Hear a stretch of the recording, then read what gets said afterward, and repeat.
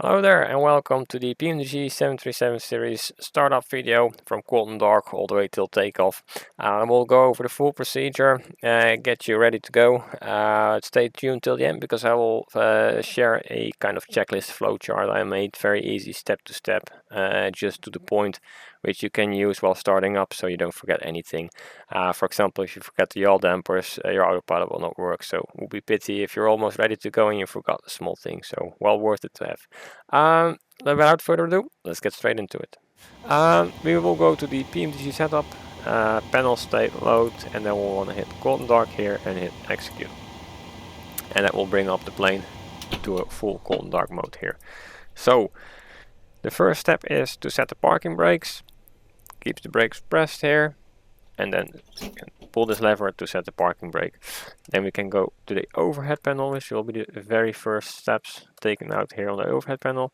I will explain also what is going on and not just simply say you have to flick this switch, turn that one and go on like that. I will explain also what's going on when you do certain steps. So the first thing will be, of course, that we need power. So we're going to switch on the battery up here.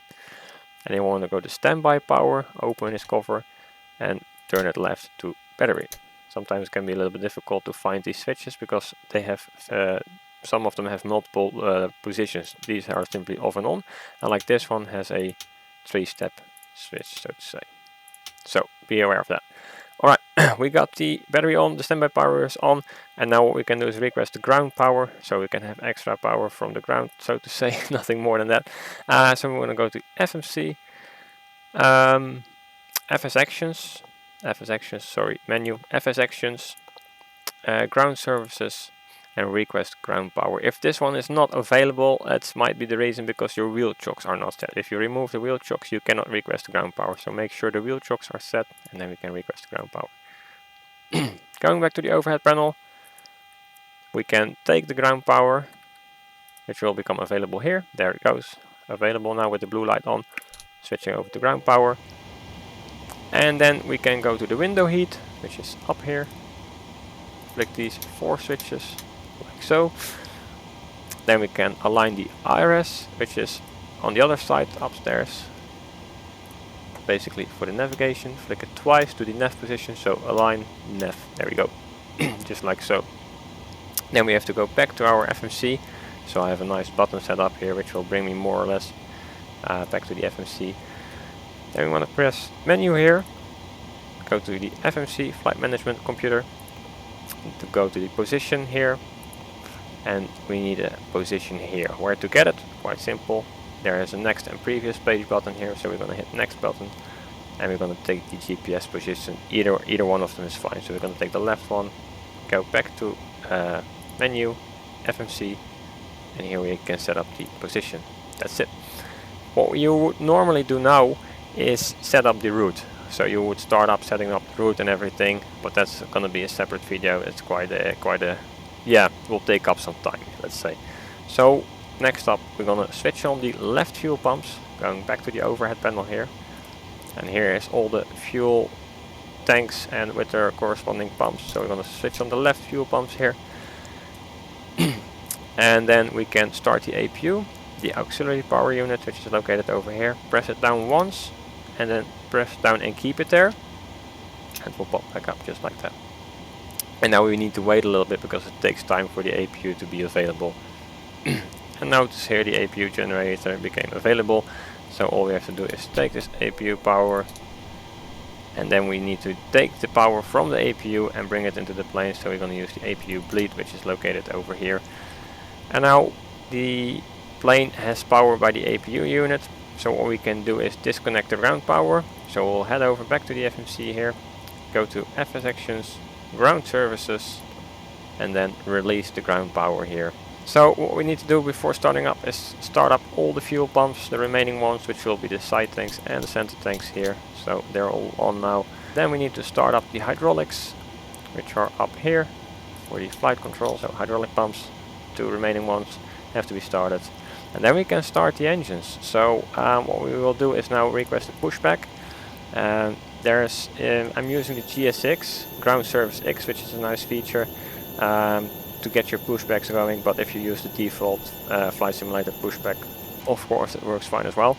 Note if we have the parking brake set, so we can let go the wheel chocks, remove the wheel chocks. And if you remove the wheel chocks, any remaining doors and so on will be closed here, as you noticed. And then you can simply press Shift P, which will bring up the Microsoft Flight Simulator pushback truck here, if you have the default key mapping for it set obvious. So normally you would start your engines while the pushback has started. Of course we can start them here as well, but just to have the full procedure going on here, we want to wait till the pushback truck is nicely aligned here. There we go. Need to release the parking brake here to have the pushback going on a little bit faster. I don't know how far actually the Microsoft pushback truck will go. So what we will do now here is press Shift P again to stop the pushback and to set the parking brakes again. Next up we can start the engines, and that means that we start with number 2 here on the right and then flick it to the left, GRD, and notice the engines is starting up here. All we need to do now is introduce the fuel by pulling up this lever here around 7, 10. And the first engine is pulling up.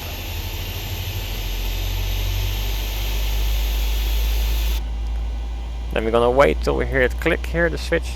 The switch will turn back, let's say. It will click and the yellow warnings here will disappear. So we're just gonna wait for that. The lights will be a whole separate part. Just gonna want to keep it clear what's going on regarding the lights. So that will be a separate part, let's say. One already disappeared. There we go with the click. And there are all the lights. So we're going to do the same procedure for number 1. Flick the switch to the left. Notice the engine is coming alive here. Going to wait a little bit. And then introduce the fuel. Alright, both engines are up and running. So there's a few last things we have to do. We have to switch on the engine generators, which are over here. So we don't need the APU power anymore later on. APU generator can come off. APU bleed off. Left and right back to auto. Like so. Yaw dampers have to come on, otherwise you cannot use the autopilot. The emergency exit lights have to be on, armed, and the cover closed. And then the probe heat is remaining, which is up here. Click these 2 switches. And we have the plane up and running from a full cold dark mode. So this is the flowchart as I was talking before. I will link it down in the description below, you can find it over there. Next we'll be setting up the route and the departure, so I'll see you over there. Thanks for watching, see you in the next one.